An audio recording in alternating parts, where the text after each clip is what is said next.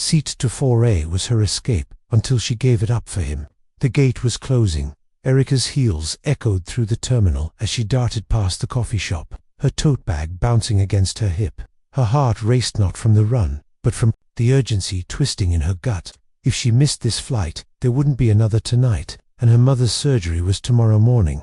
Flight 227 to New York. Final boarding call. Gate C14. She could see it now. Just ahead, the gate agent was already lifting the mic to make the final announcement. "Wait, please," Erica called, waving her boarding pass. The woman at the counter glanced up, then reached for the scanner. Erica handed over her pass, catching her breath just in time. But then something made her turn. A soft grunt. Then a heavier thud behind her. Near the row of silver benches, an old man had collapsed. His cane rolled away across the shiny floor. He was trying to push himself up, but couldn't. His hands shook. His lips trembled. He looked utterly alone. People slowed, curious, but no one stepped in. The gate agent's voice broke the moment. "Ma'am, we're about to close the doors. Do you want to board now?" Erica looked from the jet bridge to the man. He groaned again, this time clutching his chest. A beat passed, then two, and Erica moved. She dropped her boarding pass and ran toward him, kneeling down, barely noticing the cold tiles pressing into her knees. Sir, can you hear me?" she asked urgently. He opened his eyes just slightly, struggling to focus. "Water, please." She dug through her bag, pulled out a half-full bottle, and gently held it to his lips. He coughed once but drank. His breathing slowed just a little. "Help," she shouted. "Someone call medical. He needs help." A security guard nearby finally responded, calling on his radio. Within minutes, a small team arrived with a stretcher. Erica stepped back as they lifted the man. He looked at her again, this time with more clarity. "You missed your flight." She gave a soft laugh, but her voice was tight. "It's okay. You needed help." His eyes stayed on hers for another second. Then, with surprising strength, he reached into the inside pocket of his long coat and pressed a silver card into her palm. Then he was wheeled away down the corridor. Erica stood there, blinking, heart still racing, not from the sprint anymore, but from adrenaline, and maybe something else. Something strange about that moment. About him. She finally looked down at the card in her hand. It was thick, matte silver. No name, no number. Just a raised emblem of two wings curling into a crown. It didn't feel like a business card. It felt important, symbolic. She turned it over. Nothing. She was still holding it. When she finally approached the airline desk again to rebook her flight, the woman at the counter clicked away at her keyboard, then paused. Miss Erica Thomas." Erica raised an eyebrow. "Yes." The agent's tone changed. More cautious, it looks like. "Your entire itinerary's been upgraded. First class, next available flight, plus a hotel voucher, private driver, full accommodations." Erica frowned. "That's not possible. I didn't do any of that." The woman turned her monitor toward her. "It says here, priority red access. I've only ever seen that once. It's above executive status. I mean, this is like airline royalty." Erica's skin prickled. "What does that even mean?" The agent lowered her voice. "It means someone very, very high up wants you taken care of." Still confused, Erica took the envelope with her new boarding pass and hotel voucher. As she walked away, she glanced again at the silver card. That same winged crown stared back at her. Outside, a black sedan waited with her name on a card in the window. Inside the car, she sat in silence, the city lights rolling by. Her phone buzzed. Once, twice. "Unknown number. Check your inbox. Your next flight comes with answers." She froze. How did they get her number, and what answers? She opened her email. There was a message already waiting. Subject: "You made the right choice. JW." The body of the email contained just one sentence. Not many people stop, but the ones who dared their lives change forever. Her life was falling apart. Then came the black SUV. Erica barely slept that night. The hotel was luxurious, too luxurious. Soft bathrobes, gold accents in the bathroom, even a handwritten note waiting on the nightstand. "Room prepared under priority red. Rest well." But Erica didn't rest. She tossed and turned, staring at the ceiling.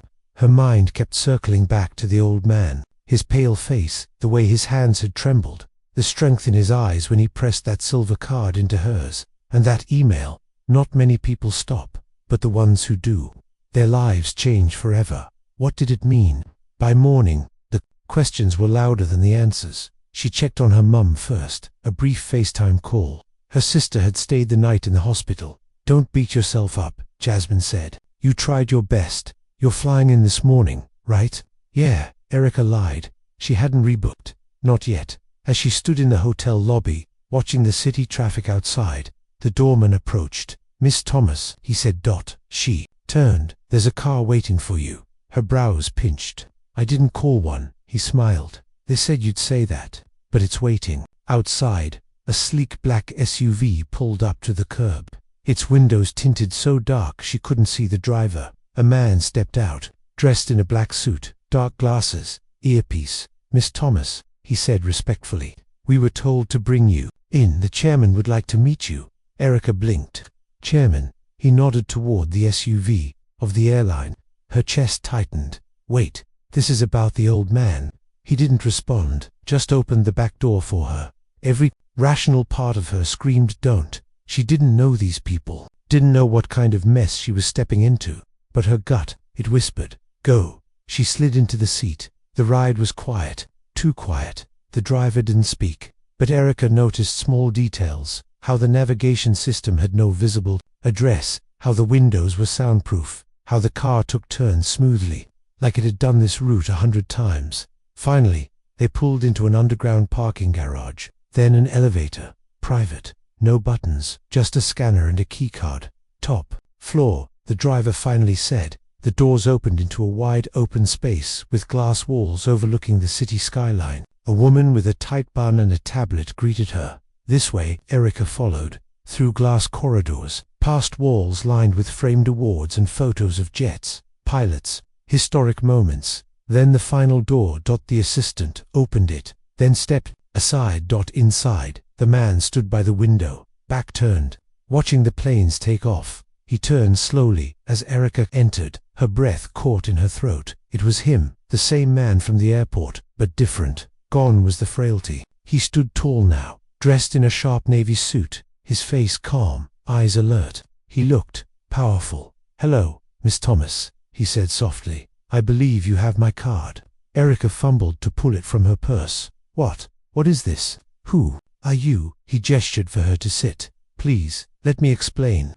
She lowered herself into the seat, never taking her eyes off him. My name is James Winston, he said. You helped me when you had every reason not to. Most people didn't even look twice, but you did. You didn't look like someone who could wait, she said quietly. He smiled faintly. That's the thing. No one ever really does. Erica swallowed hard. You're the owner of the airline.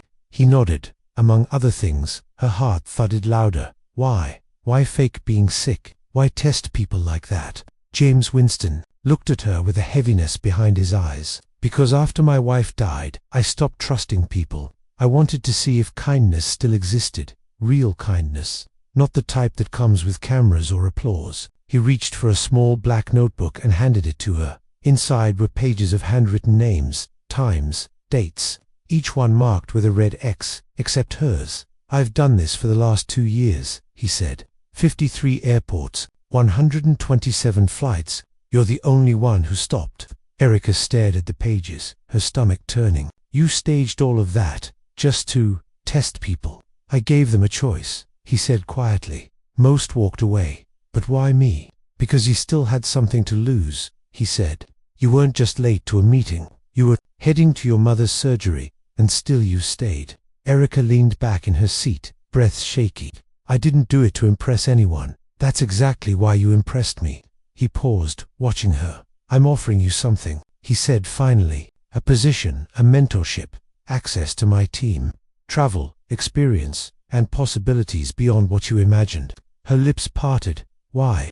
Because people like you shouldn't be stuck behind front desks, or waiting tables, or missing flights. People like you change things, quietly, without needing recognition. She was stunned. It felt unreal. Still, something inside her held back. What's the catch? He smiled. You have to say yes before I tell you. She took his offer, then found the hidden room. Erica didn't answer right away. She sat in the plush leather chair, the silence stretching between them like a tight wire.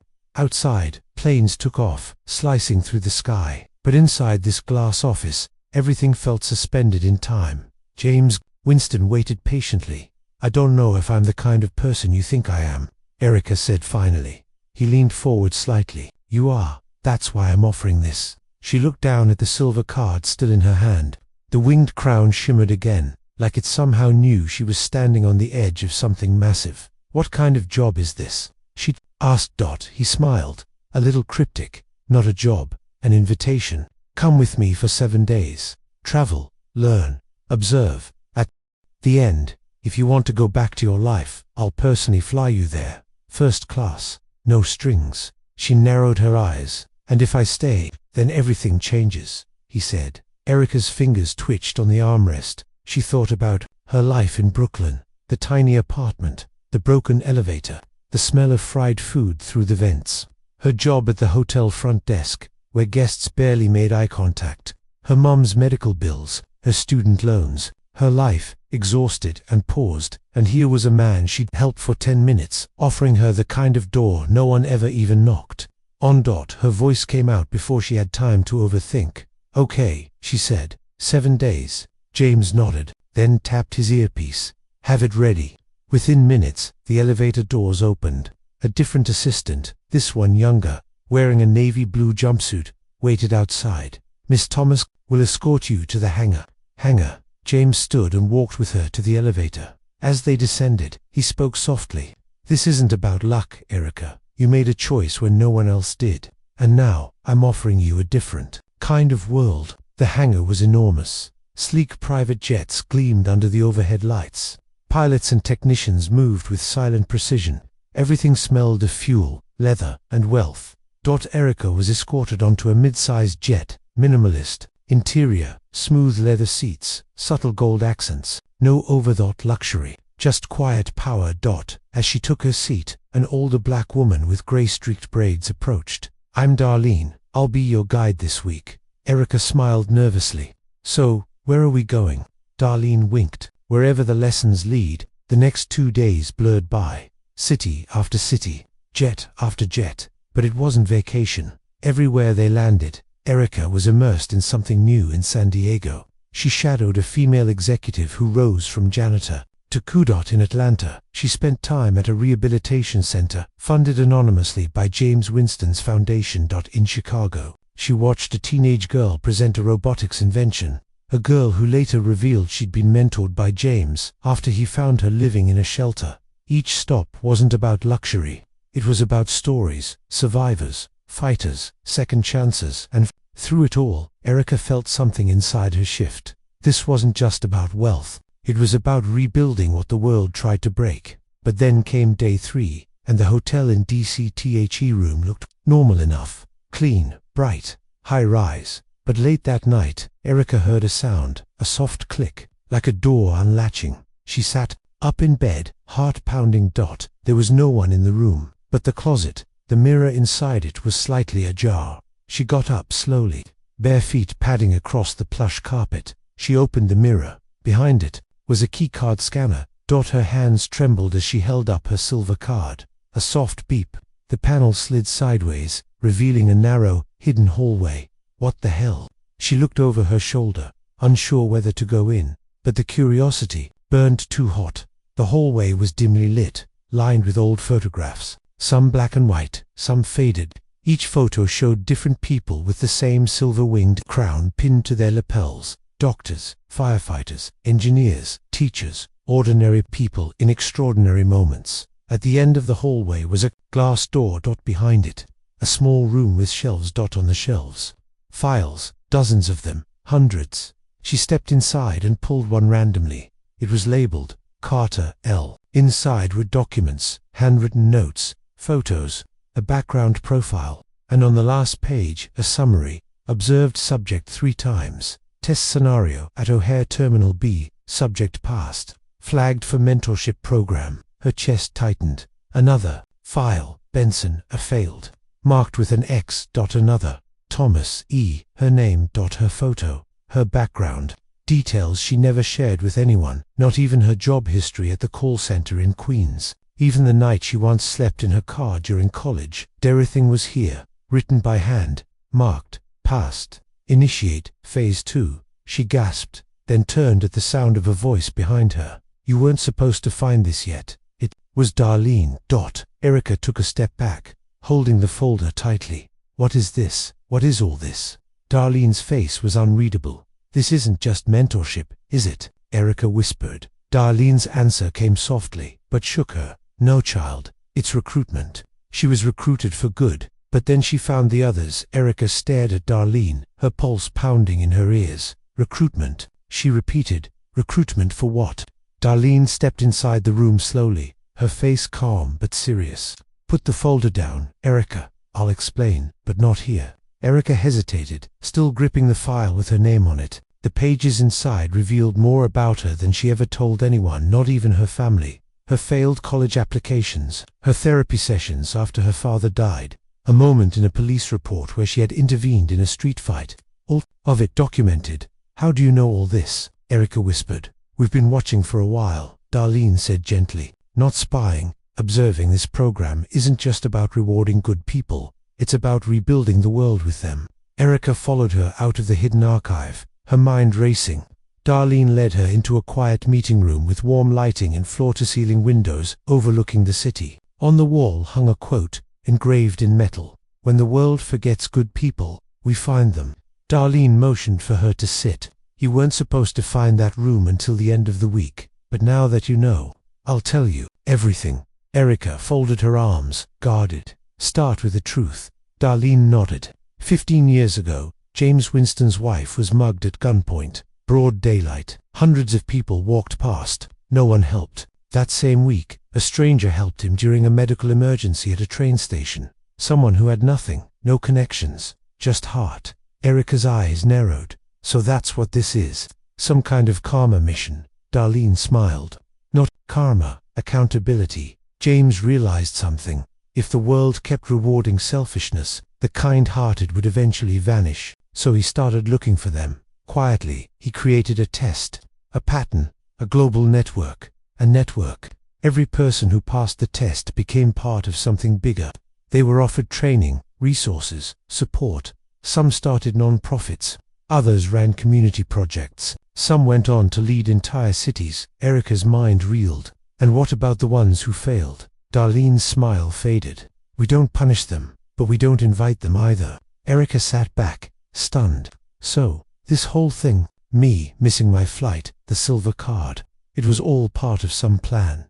No, Darlene said firmly. That part was your choice, and that's what matters. The next morning, Erica woke up with heavy thoughts and no clear direction. They flew to a new city, Denver, but something felt different now. Her trust was fractured. She was escorted to a quiet building on the edge of the city, not glass and steel this time, but brick and ivy-covered walls. Inside, a small group of people sat around a long wooden table. Erica hesitated before taking her seat. A young man with thick curls and a nervous smile leaned toward her. First time? Yes, she said quietly. He nodded. Same. I'm Malik from Detroit. Others introduced themselves. Rosa, a teacher from South Africa. Greg, a paramedic from Melbourne. Leela, a former foster child turned counselor. All had the same story. Helped someone when no one else did. Got the silver card. Received an offer they couldn't explain. Then, the door opened, and James Winston walked in. This time, no suit. Just a simple sweater and slacks. More human than billionaire. He looked at each of them. You're not here to be tested anymore, he said. You've already proven who you are. A pause. Now we show you what's next. After hours of group discussions and training exercises, Erica stepped away to clear her head.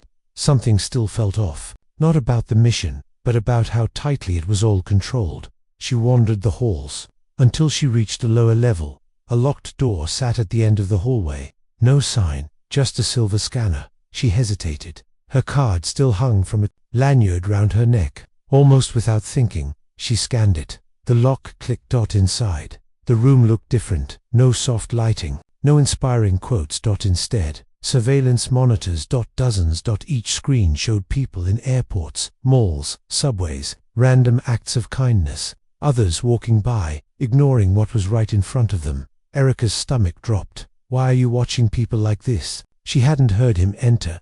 James stood in the doorway, his hands folded. "It's how we find the ones like you," he said calmly. "But this is invasive." He stepped forward. "It's the only way to keep the mission alive. We don't use it to hurt anyone. We use it to lift the right people." Erica turned toward him. "And who decides what's right?" He paused. "I do." And that was it. That was the crack in the illusion. It had always seemed too perfect, but now the control, the testing, the hidden files, the constant observation, it felt heavy. Too much like the world she thought they were trying to fix. "So what happens if someone wants to leave?" she asked. James' voice was calm. "They can, but most don't." She looked him in the eyes. "Maybe that's because they don't know everything yet." His jaw tensed. "Be careful, Erica. This world doesn't reward rebels." Her heart thudded dead, but her mind was made. She had to find out more. Not just about the program, but about what James was hiding. And most importantly, she had to find the ones who did leave. She found the ones who left, but they warned her too late. Erica didn't sleep that night. She couldn't. The walls of the sleek retreat center felt colder now. Every polished hallway, every friendly face, it all seemed to pulse with secrets. And one man sat at the center of it. James Winston. The man she once thought was offering salvation, now felt more like a king building a quiet empire. And somehow, she'd walked right into his kingdom. She stared at the silver card on her bedside table, the symbol of opportunity, of trust, of something greater. But trust wasn't what she felt anymore. She needed answers, not rehearsed speeches, not curated stories, real answers, from people who left, the ones James never talked about. By the next morning, Erica was already planning. She slipped out early, skipping the breakfast briefing. Instead of heading to the van that would shuttle the group to their next learning experience, she walked to the edge of the property, a quiet corner where the service staff usually gathered. She found one of the younger maintenance workers, a guy named Marcus who'd offered her extra towels the night before. He looked up, surprised to see her. "You good?" he asked. "I need a favor," she said, glancing around. "And I'm not supposed to ask it." He raised an eyebrow. "Need to find someone who used to be in this program, but left, voluntarily, or maybe not." He hesitated. "That's not something they talk about." "I know," Erica said. "That's exactly why I need your help." Marcus leaned in. "Look, there's a name. Came up once when I was fixing the monitors. The system was glitching, and a file opened that wasn't supposed to. It was a report, subject flagged inactive, rejected protocol." Erica's breath caught. A name. Delilah. Delilah Moore said she used to work on the East Coast team. Philly, I think. That was enough. She thanked him and slipped back inside, heart racing. That evening, after the group dinner, Erica used the provided laptop. In her room, the system was restricted, but she bypassed it with an old trick from her college days, opening a hidden browser tab through the system's error log viewer. Search. Delilah Moore, Philadelphia, James Winston Foundation. A single match appeared. Delilah Moore, community speaker, former outreach coordinator. Last public appearance, 4 years ago. Since then nothing. No social posts, no mentions. She had vanished, but the address for that event was listed. Erica grabbed her bag, her ID, and the silver card. She didn't tell anyone she was leaving, just walked straight past the night guard with a calm nod, her card swiping green at the gate. 12 hours later, Philadelphia. The address was in a rough part of town, a former church, now boarded up. Faded flyers still clung to the walls. Youth mentorship, free food pantry, donations needed. She knocked once. Nothing. Twice. Still silent. On the third knock, the door cracked open. Just an inch. A woman's voice. "Go away, please," Erica said softly. "Are you Delilah Moore?" A long silence. Then the door opened fully. The woman was in her late 30s. Tired eyes, worn hoodie, but still held a quiet strength. "I shouldn't let you in," Delilah said. "But I know that look. I had it once too." Inside, the old church had been stripped to its bones. A few mattresses, some canned food, a space heater. Delilah motioned for her to sit. "So," she said, pouring Erica a glass of tap water. "How deep are you in?" 5 days, Erica replied. "They call it mentorship, but there's something darker under it. I saw the surveillance, the files, my file." Delilah gave a bitter laugh. "They told me I was going to change the world. Said I was chosen. Said people like us were rare, precious. Then I found out what happens to the ones who disobey. Erica leaned in. What do? Delilah looked haunted. They disappeared quietly, sometimes publicly, with a statement, like they moved on, took a sabbatical, but others just vanish. I ran before they could lock me in. They lock people in. If they think you're too valuable, Delilah said, they'll do anything to keep you in the system. They don't call it prison, but it is. And the higher up you go, the harder it is to escape. Erica felt cold creep into her spine. Why haven't you gone to the press?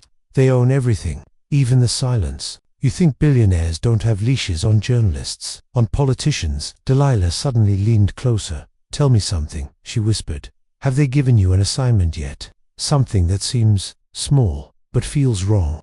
Erica froze. No, she said. Not yet. Delilah exhaled. Then you're lucky, because once you follow an order, even one, they own you. Erica's eyes burned. I have to stop this, she whispered. Someone has to. Delilah reached into a drawer and pulled out a flash drive. This has records, screenshots, backup files I stole before I ran, names, locations, failed recruits. If anything happens to me, you take this to the right people. If you can find them. Erica took it with trembling hands. But before she could say thank you, a loud crack echoed outside. Then tires screeched. Delilah jumped to the window. Black SUVs. 3 of them. No. Delilah hissed. No. She turned to Erica. They followed you. They must have tracked the card. Erica's heart dropped. She reached for her bag, yanked out the silver card. Delilah grabbed a hammer and smashed it to pieces. We have to move. Now. Outside. Boots hit pavement. A voice through a megaphone. Miss Thomas, this is for your safety. Please come with us. Delilah yanked open the back door. You can still run if you trust me. Erica didn't even hesitate. She ran. She exposed the truth. But what it cost her changed everything. Erica ran. Her lungs burned, feet slapping against broken pavement as Delilah led her through a maze of back alleys behind the crumbling church. The night was cold, but sweat clung to her back like a second skin. Every sound echoed her breath, her heartbeat, the heavy boots closing in behind them. This way, Delilah hissed, ducking into a narrow passage between 2 rusted dumpsters. Erica followed, clutching the flash drive like it was oxygen. Behind them, doors slammed, voices shouted. They were getting closer. Delilah reached a chain-link fence, boosted herself over, then turned and pulled Erica up, just as the black SUVs turned the corner. They ran again, through abandoned yards, cracked sidewalks, over fences, and finally down into a storm drain. Only then, when they were hidden in the wet, echoing tunnel, did they stop. Erica dropped to her knees, gasping. What do we do now? Delilah wiped sweat from her brow. You disappear for now. They'll comb the whole city for you. I can't hide, Erica said. Not when I have this. She held up the flash drive. People need to know. Delilah shook her head. If you release it the wrong way, they'll cover it up, or worse, twist the story and turn you into the villain. You need strategy, not just truth. Erica's voice cracked. I don't want to live in hiding. I didn't ask for this. Delilah's eyes softened. None of us did. But sometimes, purpose chooses you, not the other way around. 2 weeks later, New York. Erica was back in Brooklyn, but nothing was the same. Her apartment felt too small. Her job at the hotel, she didn't return. Not after what she'd seen, what she now knew. Her mother's surgery had gone well, thanks to a last-minute grant, one Erica suspected came quietly from Jameis Winston's team, even after she ran. But Erica stayed low.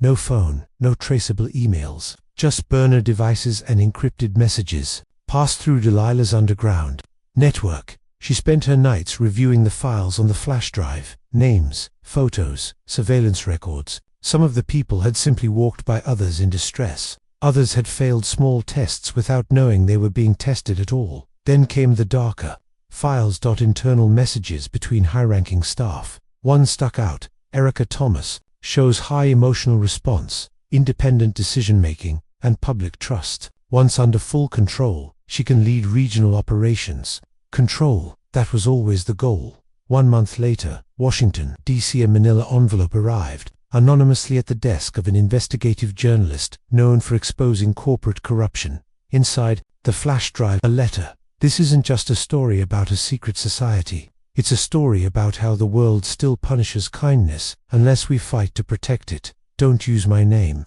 Use the truth. The story broke a week later. Global recruitment program secretly tested civilians in airports. Former employees speak out. The media exploded. They couldn't name James Winston directly. Not yet. But they detailed the structure, the surveillance, the manipulation of good people for a hidden agenda. Interviews with ex-staff were masked, voices altered, but the truth was loud enough to shake the silence. And just like that, the crown cracked. Back in New York, 3 days after the expos, Erica walked into the cafe on 9th and Monroe, one of the few places Delilah had marked as clean.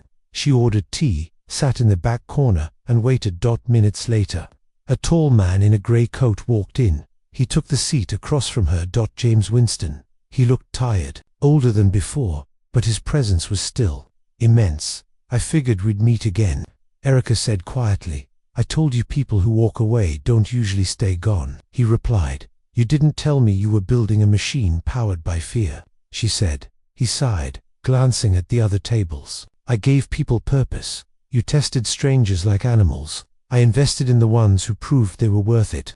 Erica leaned forward, fire in her voice now. Everyone is worth it, even the ones who fail. That's the part you don't understand. Real change doesn't come from exclusivity. It comes from believing in people before they earn it. For the first time, James didn't have a response. He sat back. You know they'll protect me, he said quietly. I'll survive this. They always do. Erica nodded. Maybe, but your empire was built on shadows, and now the lights are on. She stood to leave, but turned one last time. I didn't do this to destroy you. I did this to free the people you tried to own. 6 months later, Erica stood on stage. She was no longer hiding, no longer afraid. Now she was speaking at a conference of young leaders, community organizers, and activists. Her story had become more than a headline. It had become a lesson, a movement. We live in a world where kindness is rare, she said, voice steady. But not because people aren't good, because no one expects them to be. I stopped to help a man once, and that moment changed my life. But I don't believe in testing people's goodness. I believe in feeding it, watering it, giving it sunlight. She held up her new business card. No wings, no crowns, just her name and the name of her new organization. The first step, project because kindness doesn't need permission. The crowd stood in thunderous applause, and for the first time in a long time, Erica Thomas smiled, not because she survived, but because she had become the storm. Final lesson: true power isn't about controlling good people. It's about giving them room to rise, without fear, without tests, and without needing to be watched to be worthy. The end.